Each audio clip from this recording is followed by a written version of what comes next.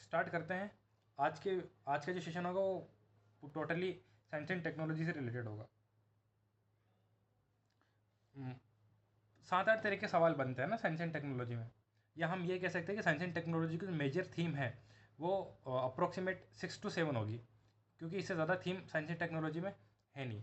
और इन्हीं के ब्रॉड एरिया से अगर हमने क्वेश्चन पकड़ लिए और क्वेश्चन अगर को पिक कर लिया तो प्रेडिक्शन हमारा करना बहुत आसान हो जाता है। और तो चलिए स्टार्ट करते हैं। सबसे पहले साइंस एंड टेक्नोलॉजी का जो पिलर है उसमें सबसे पहले बेसिक्स पे आपको बहुत अच्छी पकड़ होनी चाहिए। चाहे वो साइंस में जनरली बेसिक्स से क्वेश्चन आते हैं, और टेक्नोलॉजी जो है उसमें basics plus some application type के क्वेश्चन आते हैं।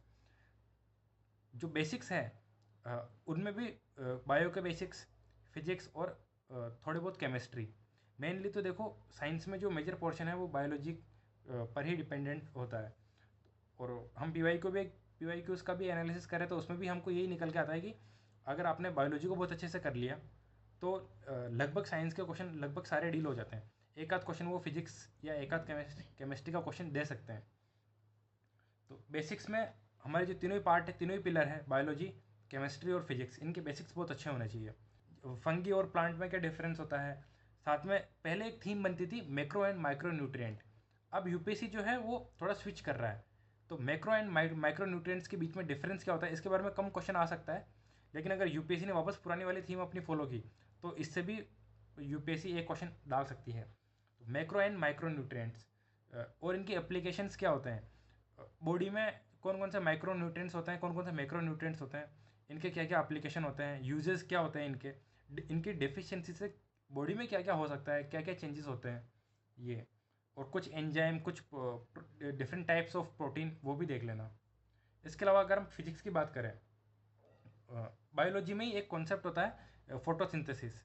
इसके ऊपर यूपीएससी ने क्वेश्चन पूछा हुआ है, लेकिन वो इजी क्वेश्चन पूछा हुआ है।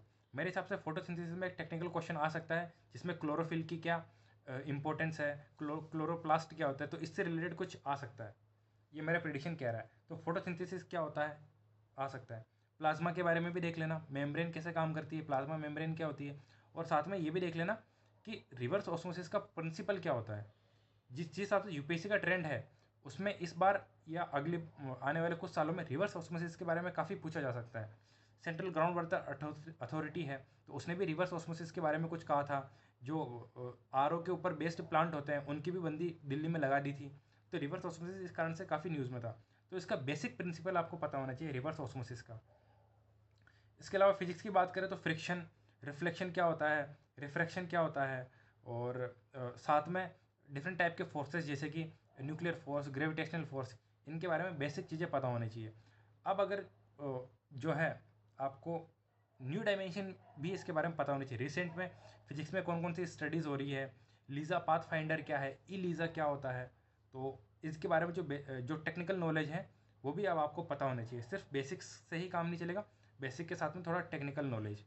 और इनमें जो रिसेंट डेवलपमेंट रहता है, फॉर एग्जांपल मे भी किसी को नोबेल पुरस्कार मिला हो, नोबेल प्राइज़ मिला हो, तो नोबेल प्राइज़ किस फील्ड से उसको दिया गया है वो वैसे इंपॉर्टेंट हो जाता है। और रिसेंट डेज में अगर हम देखें तो इलेक्ट्रोमैग्नेटिक वेव के बारे में भी काफ़ी न्यूज़ वगैरह रहती है। तो इलेक्ट्रोमैग्नेटिक वेव का क्लासिफिकेशन क्या है, डिफरेंट टाइप्स ऑफ वेव होती है, उनके एप्लीकेशन क्या है, एक्स रेज, गामा रेज, इनके जो यूजेस हैं वो हमारी बॉडी में भी होते हैं।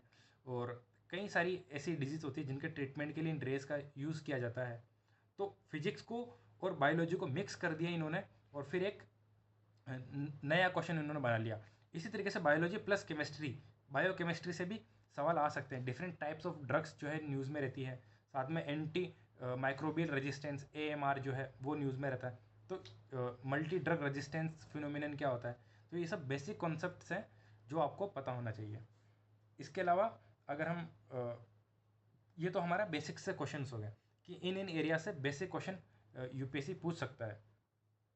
इसके बारे में अब हम थोड़े से हम डेप्थ में जाते हैं कि बायोलॉजी से किस टाइप के क्वेश्चंस आ सकते हैं। सबसे पहले आपको बायोलॉजी में सबसे इंपॉर्टेंट अगर कोई चीज़ है यूपीएससी पर्सपेक्टिव से, वो है वायरस। वायरस यूपीएससी का one of the favourite topic है, और यहाँ से आपको हर पेपर में एक क्वेश्चन डायरेक्टली इनडायरेक्टली मिल जाएगा। एक क्वेश्चन वो किसी ना किसी टाइप से डालते ही डालते हैं। तो कितने टाइप के वायरस होते हैं, RNA बेस्ड वायरस क्या होता है, DNA बेस्ड वायरस क्या होता है, वायरोलॉजी क्या होता है, साथ में बैक्टीरियाज के बारे में भी आपको इन्फॉर्मेशन पता होनी चाहिए। इसके बारे में, इसके अलावा बायोलॉजी से रिलेटेड अगर हम बात करें तो डिजीज़ के बारे में हमको थोड़ा डेप्थ में नॉलेज चाहिए। और ख़ास करके रिसेंट में अगर आप देखोगे तो जैसे कि कोविड-19 है, ज़िका वायरस, इबोला वायरस, इनके कारण भी कई सारी डिजीज़ेज़ जो है वो न्यूज़ में रही है।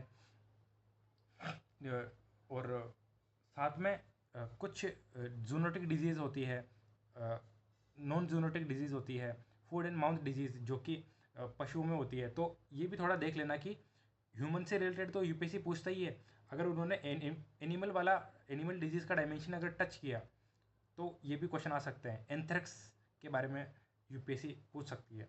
तो डिजीज़ के बारे में अगर हम बात करें तो diphtheria, small pox, AIDS, Zika, Ebola, ये कुछ डिजीज़ है जो यूपीएससी की फेवरेट है।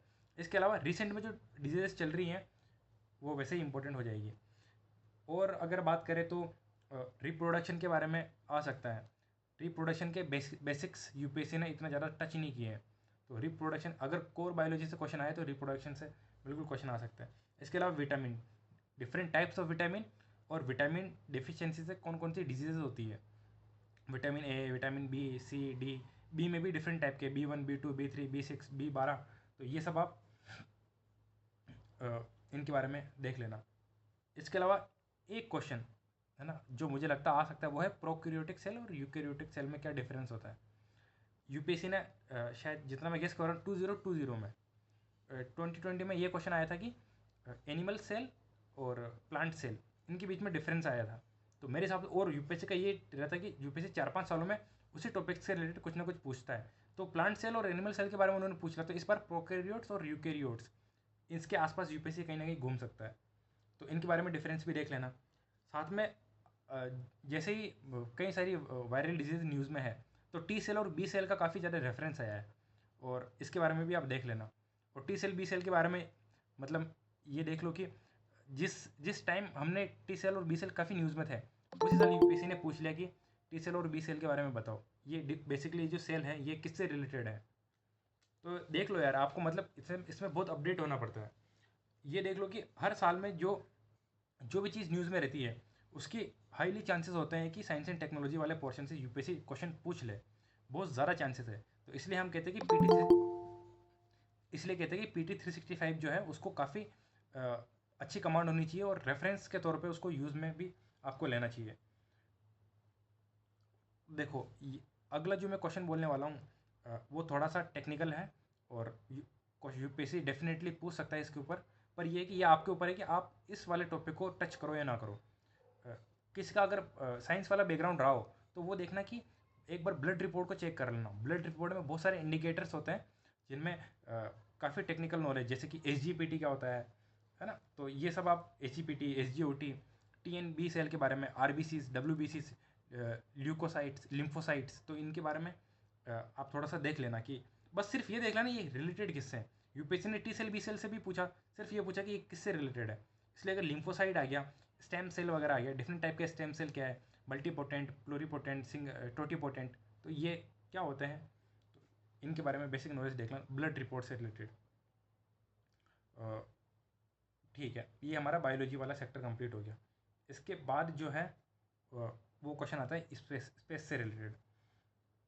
स्पेस में एक बात जल्दी से नोट कर लो कि रिसेंट में जो स्पेस मिशन हुए हैं 2024 के लिए, वो इम्पोर्टेंट है। खास करके 2022 के बाद वाले जो भी इसरो ने भेजे हो या नासा ने भेजे हो, यूरोपियन स्पेस एजेंसी, ये इंपॉर्टेंट हो जाएंगे। और इनका इंपॉर्टेंस का प्रेफरेंस क्या होगा, 90% आपको फोकस करना है इसरो और नासा, इन दोनों के ऊपर आपको फोकस करना है। पर कुछ छोटे मोटे मिशन या कुछ बड़े मिशन जो न्यूज़ में रहे हो उनके बारे में 1 लाइन 2 लाइन आपको पता होना चाहिए। अगर कोई पूछे कि लूना 25 मिशन किससे रिलेटेड है, रशिया का है जो कि हमारा मून पे गया था। तो ये है कि सिर्फ 1 लाइन के बारे में पता होना चाहिए। इसरो के मिशन के बारे में तो आपको टेक्निकल नॉलेज पता होना चाहिए, और लेकिन जो अदर कंट्रीज़ के स्पेस मिशन है उनके बारे में सिर्फ 1 लाइनर में पता होना चाहिए। आदर्श कुमार, मैं आपकी जो क्वेरीज है वो मैं सेशन के बाद लूँगा ना, एक बार जैसे ये हमारे थीम 1 और थीम 2 हो जाएगा तो उसके बाद मैं आपके क्वेरीज सारी लेता हूँ। इसके अलावा स्पेस में जैसे कि नासा एंड वर्ल्ड जो है वो हमारा थीम रहेगा। दूसरा एक है कि स्पेस से रिलेटेड जीपीएस IRNSS ये इंपॉर्टेंट टॉपिक है। देखो क्रोनोलॉजी समझो, 2016 में जो है जीपीएस के ऊपर क्वेश्चन यूपीएससी ने पूछा था। उसके 2-3 साल बाद यूपीएससी ने IRNSS के बारे में क्वेश्चन पूछा। पहले ग्लोबल पोजिशनिंग सिस्टम जो है उसके बारे में पूछा, फिर इंडिया के बारे में पूछा कि इंडियन पोजिशनिंग सिस्टम है कब तक, हाँ, और फिर जो इंडिया का जो इंडिजीनियस नेविगेशन सिस्टम है IRNSS, जिसको हम नाविक भी कहते हैं, उसके बारे में पूछा। और फिर लास्ट ईयर उन्होंने ये पूछा कि कौन सा ऐसा कंट्री है जिसका खुद का अपना नेविगेशन सिस्टम है। तो देख रहे हो ये तीनों ही टॉपिक बहुत लिंक्ड है। और अगर किसी ने जीपीएस पढ़ा होगा तो ये भी IRNS के बारे में भी उन्होंने डेफिनेटली पढ़ा होगा। और जिस टाइम IRNS के जो भी हमारे सैटेलाइट थे, जब सारे कंप्लीट सैटेलाइट हो गए थे, तब उसी साल यूपीएससी ने इस पर क्वेश्चन पूछ लिया IRNSS के ऊपर। और अभी जो पिछले साल है यूपीएससी ने इससे पूछा कि किस किस के कंट्रीज़ के अपने नेविगेशन सिस्टम है। तो क्रोनोलॉजी समझो, आपको थीम पकड़नी है, थीम के ऊपर क्वेश्चन का भी प्रिडिक्शन करना है। और आप यकीन नहीं करोगे, 2023 की जो PT 65 थी ना, उसमें ये जो एक लाइन लिखी हुई थी पूरा इसके बारे में, 4-5 कंट्रीज़ के नाम लिखे हुए थे और उसमें ये बता रखा था कि किन किन कंट्रीज़ के पास अपना इंडिजीनियस नेविगेशन सिस्टम है। तो देख रहे हो क्वेश्चन कहाँ से उठ के आ रहे हैं। इसके अलावा स्पेस मिशन में PSLV क्या होता है, GSLV किससे रिलेटेड है, GSLV MK3 स्टीपर मोटर्स, इनके बारे में बेसिक चीज़ें पता होनी चाहिए। 4-5 चीज़ें पता कर लेना इनके बारे में। एक तो ये कि ये कितने स्टेजेस, ये कितने फेजेस का ये हमारा जो है लॉन्चिंग व्हीकल है। दूसरा, किस किस फेज़ में किस किस टाइप का जो है वो फ्यूल यूज़ में आता है, लिक्विड फ्यूल यूज़ में आता है या सॉलिड फ्यूल यूज़ में आता है। इसके अलावा डिफरेंट टाइप्स के जो रॉकेट फ्यूल्स हैं उसके बारे में भी देख लेना। और basic terminologies about space, payload क्या होता है, उसमें जो हम बैटरीज के तौर पे एटॉमिक क्लॉक का यूज़ लेते हैं, एटॉमिक क्लॉक क्या होता है, ट्रांसड्यूसर क्या होता है ना। तो ये सब नेविगेशन सिस्टम में इलेक्ट्रोमैग्नेटिक वेव को कैसे वो यूज़ करते हैं, कैसे उसको इमिट करते हैं, फिर वापस एब्जॉर्ब भी करते हैं। तो ट्रांसड्यूसर क्या होता है, तो ये सब बेसिक इनकी चीज़ें हैं, वो आप देख लेना। गायरोस्कोप, ये सब जो बेसिक टर्मिनोलॉजीज हैं स्पेस की, वो देख लेना।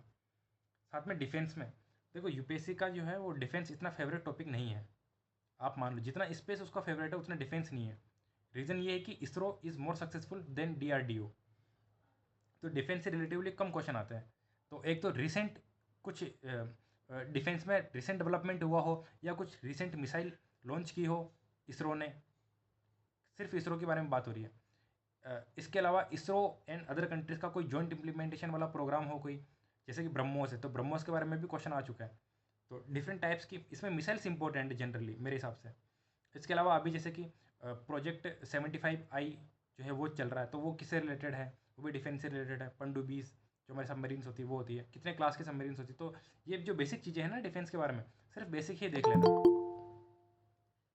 एक बार काफ़ी टेक्निकल क्वेश्चन आया था शायद 2022 में कि बॉम्बार्डिंग सिस्टम से रिलेटेड आया था, तो वो इतनी टेक्निकल यूपीएससी पूछता नहीं है। पर अगर उन्होंने कुछ टेक्निकल टर्म भी दिया है ना, तो भी आप उस टेक्निकल टर्म को थोड़ा सा समझ के आप ये देख लोगे कि हाँ कि किससे रिलेटेड है, और वहाँ से आपका क्वेश्चन बन जाएगा।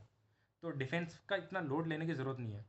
ज़्यादा उल्टे सीधे जो मिशंस हैं वो मत पढ़ना। इसरो और जो हमारा नासा है इस पर ही आप स्ट्रिक्ट रहना। और साथ में अगर इसरो किसी के साथ में जॉइंट इम्प्लीमेंटेशन वाला स्पेस मिशन या डिफेंस टाई अप कर रहा है, वो इंपॉर्टेंट हो जाएगा। ब्रह्मोस तो वैसे है ही है। साथ में हमारी जो पटना मिसाइल है PATN है, जो हमारी इंटीग्रेटेड बैलिस्टिक मिसाइल प्रोग्राम है, तो उसमें जो भी हमारे 5 मिसाइल है इसके बारे में पता होने चाहिए। कौन सा सरफेस टू सरफेस है, सरफेस टू एयर कौन सी है ना, एयर टू एयर कौन सी है, ये सब आप देख लेना। और इंडिया ने रिसेंट में जैसे कि अगर आप देखोगे तो राफेल हमने परचेज़ किया है, तो कौन सी जनरेशन का वो एयरक्राफ्ट है। तो थोड़ा सा बेसिक, बस बेसिक, इससे ज़रा डेप्थ में नहीं जाना।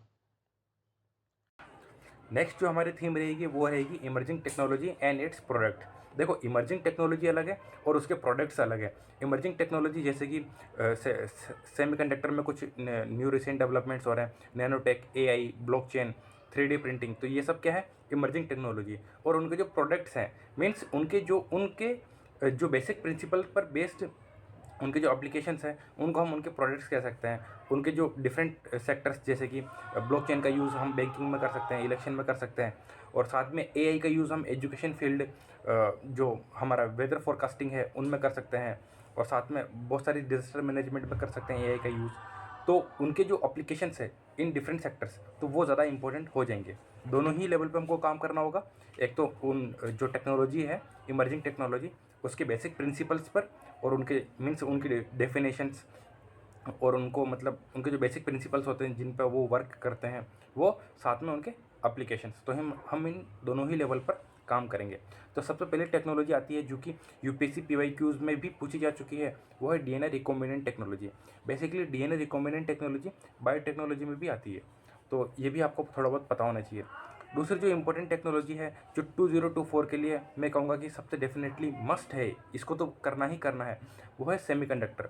सेमीकंडक्टर बेस्ड भी डिफरेंट टाइप्स की टेक्नोलॉजीज़ होती हैं, जैसे कि फैब टेक्नोलॉजी, फैब्रिकेशन क्या होता है, वेरी लार्ज स्केल इंटीग्रेशन क्या होता है। जैसे जैसे हम देख रहे हैं कि जैसे जैसे हम जो मॉडर्न एज बढ़ रही है, तो उसी के साथ में जो सेमीकंडक्टर का साइज़ है वो धीरे धीरे कॉम्पैक्ट होता जा रहा है। तो डिफरेंट टाइप्स के सेमीकंडक्टर, मॉसफेट क्या होता है, सी मोस क्या होता है, तो इनके बारे में बेसिकली देख लेना, बेसिक बेसिक चीज़ें देख लेना कि अगर टर्मिनोलॉजी आ रही है। फॉर एग्जांपल यूपीएससी ने पूछा कि सी मोस क्या होता है, तो पता होना चाहिए सेमीकंडक्टर से रिलेटेड है। और उधर जो आपको 4 ऑप्शन दे रखे होंगे वो भी इतने मतलब बच्चे टाइप के ऑप्शन से दे रखे होंगे कि आप डायरेक्ट उसको कैच कर लोगे। इसके अलावा जैसे कि पी टाइप के सेमीकंडक्टर, एन टाइप के सेमीकंडक्टर, इन सेमीकंडक्टर का यूजेस क्या है, इन सेमीकंडक्टर का यूजेस जैसे कि मोबाइल, लैपटॉप वगैरह इन सब में आ रहा है। और इसी के साथ सेमीकंडक्टर जो है वो जो हमारा सोलर एनर्जी है उससे रिलेटेड भी करता है। सोलर एनर्जी प्रोडक्शन में पीवी सेल का बहुत ज़्यादा यूज़ होता है, तो वो आप उसके बेसिक प्रिंसिपल्स आप देख लेना। इसके अलावा नैनोटेक वेरी वेरी इंपॉर्टेंट, क्योंकि नैनो टेक्नोलॉजी के यूजेज जो है वो बायोटेक्नोलॉजी, साथ में एग्रीकल्चर, हेल्थ, वैक्सीनेशन, इन सब में क्या है नैनोटेक का यूज़ हो गया है। इसके अलावा नैनोटेक भी 2024 के लिए काफ़ी ज़्यादा इंपॉर्टेंट रहने वाला है। इसके अलावा near field communication technology, Li-Fi technology, OLED, है ना, तो ये सब क्या है इमर्जिंग टेक्नोलॉजी है। और इमर्जिंग टेक्नोलॉजी और उनके प्रोडक्ट्स हैं, कुछ तो इमर्जिंग टेक्नोलॉजी है, जैसे कि अगर मैं बोलूँ नैनोटेक, तो ये क्या है इमर्जिंग टेक्नोलॉजी, और उनका जो उसका जो प्रोडक्ट हो गया है वो कौन सा प्रोडक्ट हो गया, कार्बन नैनो ट्यूब। तो ऐसे आपको बेसिकली रिलेट करना पड़ेगा। एआई अगर टेक्नोलॉजी है तो उसका प्रोडक्ट्स क्या हो गया, उसका प्रोडक्ट हो गया चैट जीपीटी, हम देख सकते हैं। इसके अलावा देखो कुछ टेक्नोलॉजी जो रिसेंट में न्यूज़ में रहती है और उसी पर यूपीएससी क्वेश्चन पूछ लेता है। जैसे कि मैं आपको एग्जांपल लेता हूँ, जब 4G आया था तब वो LTE उस टेक्नोलॉजी पर बेस्ड था, और यूपीएससी ने उसी साल क्वेश्चन पूछ लिया। तो मतलब आप देख रहे हो कि कितना ज़्यादा आपको इस मामले में अपडेटेड रहना पड़ेगा। इसके अलावा जो हमारा ऑगमेंटेड रियलिटी, वर्चुअल रियलिटी, इसके ऊपर भी यूपीएससी ने एक बार क्वेश्चन पूछा है। एक है वियरेबल टेक, है ना, तो ये भी आप थोड़ा सा देख लेना। जियो टेक्सटाइल, बेसिक बेसिक इनके बारे में थोड़ा पता होना चाहिए। इसके अलावा VLC, AI, blockchain, 3D printing, 5G technology, ये जो 4-5 टेक्नोलॉजी है ये 2024 के लिए काफ़ी ज़्यादा इंपॉर्टेंट रहने वाली है। मतलब एआई को तो आप छोड़ के बिल्कुल मत जाना। मेरे हिसाब से एआई से भी एक सवाल उठा सकते हैं, वो ये उठा सकते हैं कि एक तरफ में भी वो कंपनीज दे देंगे और दूसरी तरफ उनके द्वारा बनाए गए चैट बॉक्स दे सकते हैं। तो ऐसा कुछ दे सकते हैं, जैसे कि ओपन एआई का जो है वो हमारा चैट जीपीटी है, तो उसी हिसाब से अदर कंपनीज़ का, जैसे अमेजोन भी इस पर वर्क कर रहा है ना, और गूगल, डिफरेंट टाइप की कंपनीज, माइक्रोसॉफ्ट भी इसके ऊपर वर्क कर रही है। उन्होंने अपना अपना खुद का चैट बॉट निकाला है, तो ये आप इसके बारे में देख लेना। इसके अलावा स्टेम सेल भी एक इमर्जिंग टेक्नोलॉजी है, और इसका जो यूजेज हैं, मल्टीपोटेंट स्टेम सेल क्या होता है, प्लोरीपोटेंट क्या होता है, टोटीपोटेंट क्या होता है, तो ये डिफरेंट टाइप्स के स्टेम सेल है। तो मेरे हिसाब से इसके ऊपर एक क्वेश्चन नहीं आया है अभी तक कि डिफरेंट टाइप्स के स्टेम सेल और उनके यूजेस। तो ये वाला जो स्टेम सेल का एप्लीकेशन है ये आप देख लेना। साथ में डिजिटलाइजेशन, पब्लिक की इंफ्रास्ट्रक्चर, है ना, तो ये सब बेसिक टर्मिनोलॉजीज़ हैं जो न्यूज़ में रहती है। इसके अलावा quantum tech are highly important. मतलब मैं आपको एक एग्जांपल लेता हूँ, 2019 या 2020 में ये जो क्वांटम टेक है ये काफ़ी ज़्यादा न्यूज़ में था। साथ में गूगल ने भी अपना एक वो सुपर कंप्यूटर, मतलब मैं सॉरी सुपर कंप्यूटर तो नहीं, क्वांटम कंप्यूटर बनाया था साइकेमोर ना, जिसकी कैलकुलेशन काफ़ी ज़्यादा फास्ट थी। और यूपीएससी ने शायद अगले उसी साल या उसके अगले साल है ना क्वांटम टेक के बारे में पूछ लिया। तो आप देख रहे हो कितना ज़्यादा इंपॉर्टेंट है। और इसके सिर्फ basic principle last to last year तो ये आया था कि क्यूबिट क्या है। मतलब जिसने क्वांटम टेक के बारे में हल्का सा भी नॉलेज होगा जिसको, वो क्यूबिट को डेफिनेटली पकड़ लेगा, उसके लिए तो ये बोनस ही है। और जिसने अगर नहीं पढ़ा होगा क्वांटम टेक, तो उसके लिए ये क्वेश्चन ऊपर से ही जाएगा, तो उनको ये क्वेश्चन हार्ड ही लगेगा। तो बस यही है बेसिकली। आप जो भी टेक्नोलॉजी न्यूज़ में रहे तो उसके बेसिक प्रिंसिपल्स और साथ में क्या क्या उसके एक्सपेक्टेड एप्लीकेशंस हैं वो आप देख लेना। क्वांटम टेक की मैं बात करूँ तो क्यूबिट आपको पता होना चाहिए, इंटरपोलेशन क्या होता है, और साथ में जो हमारा सुपरपोजिशन क्या होता है। तो ये बेसिकली क्वांटम सुप्रीमेसी क्या होता है ना। तो ये सब क्या है, क्वांटम टेक से रिलेटेड टर्मिनोलॉजीज़ हैं, और इसका बेसिक प्रिंसिपल आप ज़रूर देख लेना। और इनका एप्लीकेशन जो है, जहाँ जहाँ सुपर कंप्यूटर का यूज़ हो सकता है वहाँ वहाँ पर क्वांटम कंप्यूटर का यूज़ हो सकता है। और क्वांटम कंप्यूटर का जो यूजेस का जो एरिया है वो सुपर कंप्यूटर से तो ब्रॉड ही है। तो मतलब सुपर कंप्यूटर के सारे यूजेस क्वांटम टेक में आ ही गए। तो ये आप अच्छे से देख लेना। अगली जो थीम रहेगी वो हमारी रहेगी pollution and chemicals. Different types के पोल्यूशन होते हैं और वो सब जो है डिफरेंट टाइप्स के केमिकल्स रिलीज़ करते हैं, और उन केमिकल्स का जो इम्पैक्ट है वो भी हमको देखने को मिलता है। तो सब इसमें जो सबसे इम्पोर्टेंट थीम रहती है वो रहती है पोल्यूटेंट्स की। पोल्यूशन से हम क्या दिक्कत है, क्योंकि वो पोल्यूटेंट्स रिलीज़ करते हैं। पोल्यूटेंट्स में भी अगर मैं पर्टिकुलरली बात करूँ तो कुछ हैवी मेटल्स है, डिफरेंट टाइप के हैवी मेटल जैसे कि निकल, कैडमियम, मर्क्यूरी, आर्सेनिक, है ना। ये सब क्या है, ये सब डिफरेंट टाइप के केमिकल्स है जो कि रिलीज़ होते हैं पोल्यूशन के कारण।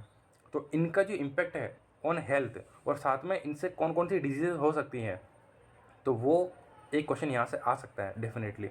अगर मैं बोलूँ कि आर्सेनिक से कौन सी डिजीज़ हो सकती है, तो आपके दिमाग में तुरंत क्लिक करना चाहिए, है ना। कैडमियम से कौन सी होती है, ठीक है, निकल, और ये जो हमारे निकल, कैडमियम, आर्सेनिक, इनसे कौन कौन सी डिजीज़ हो सकती हैं आपको पता होना चाहिए। एक तरफ केमिकल कंपाउंड या केमिकल नेम दे देंगे, और दूसरी तरफ जो है वो उनसे जो मैच करने के लिए डिजीज़ के नाम दे देंगे। तो ये सब कुछ क्वेश्चन आ सकता है। मर्क्यूरी बहुत इंपॉर्टेंट है ना।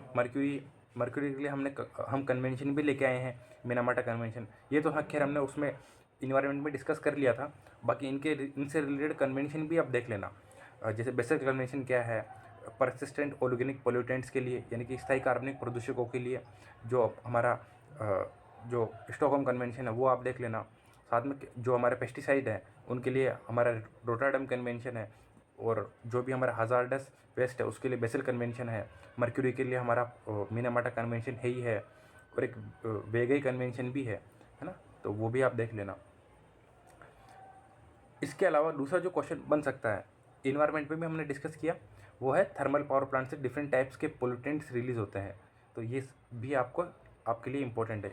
और ध्यान रखना, थर्मल पावर प्लांट से जो पोल्यूटेंट्स रिलीज़ होते हैं उनमें हैवी मेटल्स भी है, और हैवी मेटल्स के बारे में अभी हमने डिस्कस किया। तो बेसिकली थर्मल पावर प्लांट से जो पोल्यूटेंट्स निकलते हैं उनका एरिया ब्रॉड है। डिफरेंट टाइप की गैसेस भी निकलती है, और कुछ हाइड्रोकार्बन्स भी निकलते हैं। तो ये आप देख लेना। इसके अलावा एक बार यूपीएससी ने पूछा था कि बेंजीन पोल्यूशन, ये थोड़ा रैंडम क्वेश्चन था यूपीएससी का, तो आप थोड़ा देख सकते हो। एक क्वेश्चन जहाँ से क्वेश्चन पुट अप हो सकता है वो है व्हीकुलर इमिशन। व्हीकल्स से क्या क्या इमिशंस होते हैं, कितने टाइप्स के होते हैं, उसके इम्पैक्ट हेल्थ पे कैसे होते हैं, है ना। तो वो आप देख लेना। जैसे SO2, NO2, ये सब क्या है, एसिड रेन के लिए रिस्पॉन्सिबल होते हैं। साथ में नॉकिंग क्या होता है ना। ये व्हीकुलर इमिशन से रिलेटेड टर्मिनोलॉजीज है, वो भी आप देख लेना। एक इम्पॉर्टेंट थीम है, पहले यूपीएससी क्या करती थी कि बेसिक प्रिंसिपल्स पूछती थी। तो जिसके तौर पर यूपीएससी ने पूछा कि डिफरेंट टाइप के पोल्यूशन जो है वो क्या होते हैं, और साथ में उनसे कौन कौन सी गैसेस या पोल्यूटेंट्स रिलीज होते हैं, इसके ऊपर यूपीएससी का मेन फोकस था। अब जो यूपीएससी का जो फोकस है वो शिफ्ट हो रहा है, how can we reduce the impact of pollution. तो इस पर यूपीएससी का फोकस शिफ्ट हो रहा है। तो डिफरेंट टाइप की टेक्नोलॉजीज़ हैं, एक तो टेक का यूज़ कर सकते हैं हम, है ना। इसके अलावा रिसाइकल इकोनॉमी का यूज़ कर सकते हैं, रीयूज़, रिड्यूस, रिसाइकल, है ना। तो ये है कि कुछ हम पोल्यूशन रिलीज़ कर सकते हैं। साथ में कुछ ऐसे प्रोसेसेस भी है जिसके द्वारा हम पोल्यूशन को एक तरीके से मिनिमाइज़ कर सकते हैं। जैसे कि थर्मल डिकम्पोजिशन क्या होता है, वेस्ट वाटर ट्रीटमेंट, वाटर को ट्रीट करके हम उसको वापस यूजेस में ले सकते हैं। तो वेस्ट वाटर ट्रीटमेंट क्या होता है, वेस्ट टू एनर्जी क्या होता है, एक गैसिफिकेशन वाला प्रोसेस होता है, गैसिफिकेशन, पायरोलाइसिस, ये सब क्या होता है ना। तो इनके बारे में भी आप थोड़ा सा देख लेना। और तो ये हमारा थीम रह गई पोल्यूशन एंड केमिकल्स। और अगली जो थीम है, जो कि सबसे इम्पोर्टेंट थीम है, और वो हमारी लास्ट थीम भी होने वाली है, वो है बायोटेक्नोलॉजी। बायोटेक्नोलॉजी यूपीएससी का फेवरेट एरिया है।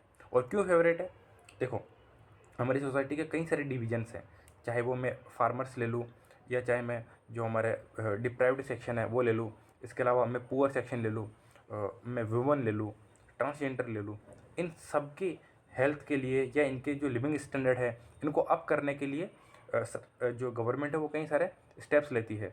और उनमें से ही एक मेजर स्टेप है यूज़ ऑफ टेक्नोलॉजी। टेक्नोलॉजी के माध्यम से हम कैसे इन डिप्राइव्ड सेक्शन का उद्धार कर सकते हैं, तो उसमें बायोटेक्नोलॉजी बहुत इंपॉर्टेंट है। जैसे कि बायोटेक्नोलॉजी को अगर हम एग्रीकल्चर से लिंक कर दें तो हम प्रोडक्शन बढ़ा सकते हैं, प्रोडक्टिविटी बढ़ा सकते हैं, और उनके जो कुछ बेसिक क्वालिटीज़ हैं, सॉल्ट टॉलरेंट या ड्रॉट टॉलरेंट, ये जो इनके स्पेसिफिक प्रॉपर्टीज़ है उसको हम इन्हेंस कर सकते हैं। तो जिससे क्या होगा, एग्रीकल्चर प्रोडक्शन बढ़ेगा, और प्रोडक्शन बढ़ेगा तो किसानों की आय बढ़ेगी, और यही सरकार का पर्पज़ है। तो बस, तो इसलिए मतलब ये जो टेक्नोलॉजीज है ये इंपॉर्टेंट हो जाएगी। अब बायोटेक में भी अगर मैं लूँ तो क्रिस्पर केस9, यूपीएससी ने पिछले 10 सालों में 2 से 3 बार क्वेश्चन सिर्फ और सिर्फ क्रिस्पर से पूछ चुके हैं। तो क्रिस्पर केस9 के यूजेस क्या हैं और इसका बेसिक प्रिंसिपल बहुत अच्छे से देख लेना। इसके बारे में मैं डीप में इसलिए बोल रहा हूँ क्योंकि यूपीएससी का फेवरेट एरिया है।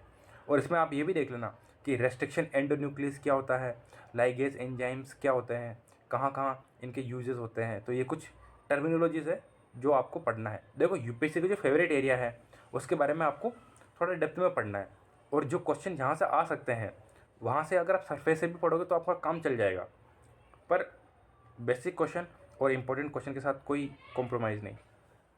तो क्रिस्पर केस9 आप अच्छे से देख सकते हो। साथ में डिफरेंट टाइप्स की थेरेपीज़ होती हैं जो कि डिजीज़ को क्योर करने के लिए हम यूज़ लेते हैं। जैसे कि मैं बोलूँ कि MRT थेरेपी, ART थेरेपी, है ना। इसके अलावा टेस्ट ट्यूब बेबी, सबने आप पढ़ा होगा। टेस्ट ट्यूब बेबी बहुत इंपॉर्टेंट है क्योंकि सेरोगेसी रेगुलेशन के लिए भी सरकार स्टेप्स ले रही है, तो वो टेस्ट ट्यूब बेबी से थोड़ा लिंक हो जाता है। और साथ में क्योंकि ये इमर्जिंग टेक्नोलॉजी है ना, टेस्ट ट्यूब बेबी, है ना, तो उसका थोड़ा इम्पोर्टेंस रहेगा इस बार, क्योंकि सेरोगेसी भी न्यूज़ में है। इसके अलावा बायोटेक का यूज़ फ्यूल सेल में भी होता है, और फ्यूल सेल में भी अगर मैं पर्टिकुलरली बात करूँ, जो क्वेश्चन 2024 के लिए आ सकता है वो है हाइड्रोजन फ्यूल सेल और माइक्रोबियल फ्यूल सेल। ये दोनों ही इंपॉर्टेंट रहने वाले हैं। इसके अलावा बायोटेक्नोलॉजी का use genome sequencing, gene editing, इनमें भी रहने वाला है। साथ में GM crop are highly important. 2 question आ चुके हैं GM क्रॉप से, एक बार BT कॉटन और एक बार जो है वो शायद मैं जहाँ तक याद कर पा रहा हूँ GM मस्टर्ड के बारे में यूपीएससी ने पूछा है, और वही सिर्फ बेसिक क्वेश्चन पूछा है। तो अगर आपको बेसिक भी अगर आपको पता है तो भी आप इन क्वेश्चन को बना लोगे। इसके अलावा वैक्सीनेशन आर हाईली इंपॉर्टेंट। अभी पिछले 5 सालों के अंदर में वैक्सीनेशन काफ़ी ज़्यादा बूम में था, और इस बार भी मेरे हिसाब से बूम में रहने वाला है ना। तो वैक्सीनेशन का प्रोसेस क्या होता है, इसका बेसिक प्रिंसिपल क्या है, डिफरेंट टाइप्स की वैक्सीन्स क्या होती है।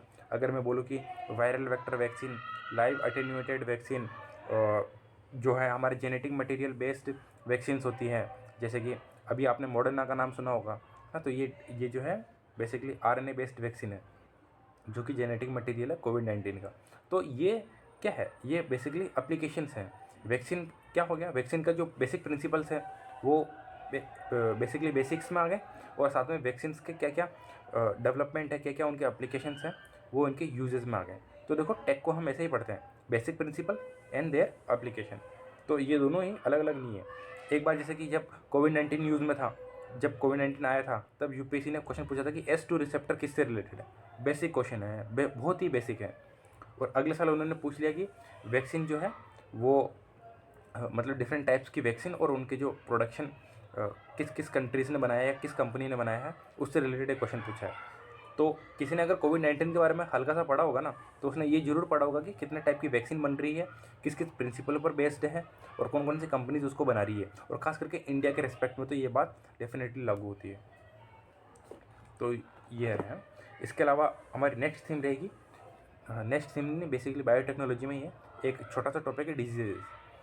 तो डिफरेंट टाइप्स की डिजीज़ेज हैं जो न्यूज़ में रहती है, वो तो आपको प्रिपेयर करना है।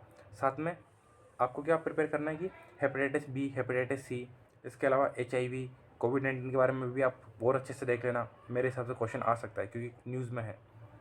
इसके अलावा एक क्वेश्चन 2024 के लिए आ सकता है, हर साल न्यूज़ में रहता है, लेकिन वो कहते हैं ना कि यूपीएससी का थोड़ा ध्यान नहीं गया है अभी तक, वो है जापानी इंसेफेलाइटिस। बिहार यूपी वाले जो एरियाज़ हैं वहाँ पर ये एक पर्टिकुलर सीज़न में काफ़ी ज़्यादा ग्रो करता है। तो ये आप देख लेना जापानी इंसेफेलाइटिस से, और इसके क्या क्या इम्पैक्ट है ये भी आप देख लेना। बेसिकली हम डिजीज़ में क्या है 4-5 बातें नोट करते हैं। सबसे पहला कि वो डिजीज़ का जो पैथोजन है वो कौन सा है, वो वायरस है, वो बैक्टीरिया है, या वो फंगस है, या वो डिफरेंट टाइप का कुछ पैरासाइट है। तो उसका जो क्या है पैथोजन क्या है वो हम बेसिकली देखते हैं। दूसरा हम देखते हैं कि उस पर्टिकुलर डिजीज़ के कारण हमारी बॉडी कैसे इम्पैक्ट होती है, हमारे बॉडी का लिवर, जैसे हेपेटाइटिस अगर आपको हो गया तो आपको जो लिवर है वो डैमेज हो जाएगा, और जापानी इंसेफेलाइटिस हो गया तो बुखार उसमें काफ़ी रहता है। कुछ डिजीज़ होती है जो लंग्स के लिए काफ़ी ज़्यादा वो रहती है, हानिकारक रहती है। साथ में अगर मान लो HIV है तो उसके कारण हमारा जो पूरा इम्यून सिस्टम है वो वीक हो जाता है। तो समझ रहे हो कि डिफरेंट टाइप की बीमारी और उससे इम्पैक्ट होने वाले हमारे बॉडी के पार्ट्स वो पता होना चाहिए।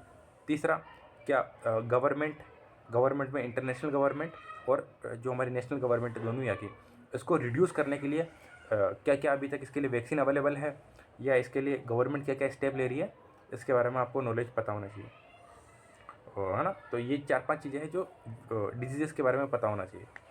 इसके अलावा बायोटेक का जो यूजेस है वो एग्रीकल्चर से भी है। एग्रीकल्चर में भी यूपीएससी ने पूछा हो, जैसे कि अभी मैंने आपको बताया कि BT कॉटन, GM मस्टर्ड, तो ये सब इनके ऊपर भी यूपीएससी ने क्वेश्चन पूछा है। इसके अलावा अब जो क्वेश्चन आ सकता है वो आ सकता है, एक बेसिक क्वेश्चन तो रह रहा है, वो ये रह रहा है कि इनके एप्लीकेशन क्या है, use of biotechnology in agriculture. For example उनका प्रोडक्शन हम बढ़ा सकते हैं, हम प्रोडक्टिविटी उसकी बढ़ा सकते हैं, हम जो है सॉल्ट टॉलरेंट उसकी जो प्रॉपर्टीज़ है वो बढ़ा सकते हैं। डिफरेंट टाइप्स के एग्रीकल्चर प्रोसेसेस में हम बायोटेक का यूज़ कैसे ले सकते हैं, तो यहाँ से क्वेश्चन एक आ सकता है।